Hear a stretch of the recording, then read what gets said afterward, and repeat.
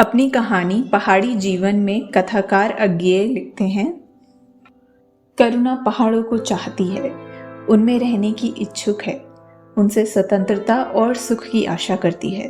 कहती रहती है कि पहाड़ का जीवन कितना स्वच्छंद होगा, कितना निर्मल, कितना स्वतः सिद्ध, जैसे कि आनंद अतिरेक से अनायास गाया हुआ शब्दहीन आलाप। इस पर गिरीश सोचने लगा कि क्या सचमुच पहाड़ी जीवन ऐसा ही होता है या यह उसकी भावुक बहन का इच्छा स्वप्न है। कहानी में आगे पहाड़ों में कुछ दिन व्यतीत करने के बाद गिरीश को एहसास होता है कि ये पर्वत, ये मूक, विराट, अभिमानी और लापरवाह पर्वत अपना रहस्य खोले नहीं फिरते, अपना हृदय उघाड़कर दिखाते नहीं फिरते। उन्हें वही देख और खोज पाता है जो उनकी खोज में निरत रहता है, जो उनके लिए अनवरत यत्न करने की क्षमता रखता है और जो इतना सहिष्णु होता है कि उन्हें देखकर चौंधिया नहीं जाता, अंधा नहीं हो जाता। पहाड़ कुछ कहते नहीं, क्योंकि उनकी कहानी है ही अकथ्य। जैसे सभी गहरी बातें अकथ्य होती हैं, गहरा प्रेम, गहरी वेदना, गहरा सौंदर्य, गहरा आह्लाद, गहरी भूख, ये सब अनुभूतियां वैसे ही अकथ्य हैं जैसी पहाड़ी वृक्षों में से बहती हुई हवा के संगीत की लय, उनके हिम शिखरों पर सांध्य किरणों के नृत्य का उल्लास, उनके वातावरण को दहला देने वाली बीन की ध्वनि का अभिप्राय, उनकी नग्नता का सौंदर्य। या एक ही वाक्य में कहें, क्योंकि पहाड़ी जीवन की संपूर्णता निरुपम है, अपनी सी ही गहरी, अपनी सी ही अकथ्य, अपनी सी ही अतिशय सुंदर।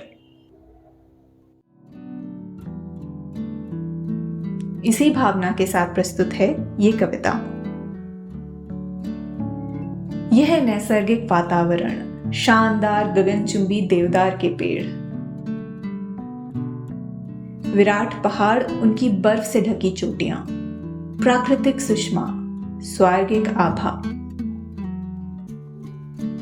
ये पहाड़ी सर्पाकार पगडंडियां, कभी चढ़ती कभी उतरती, कुछ ऐसा आभास कराती हैं जीवन के हर मोड़ पर आते उतार चढ़ावों की, मौसम की तरह बदलते सुख दुख की, निर्जनता में शांति की, परायों में अपनेपन की याद दिलाती हैं। प्रकृति के इतने करीब, उस अनुपम वातावरण में लगता है जैसे हो मां की गोद में।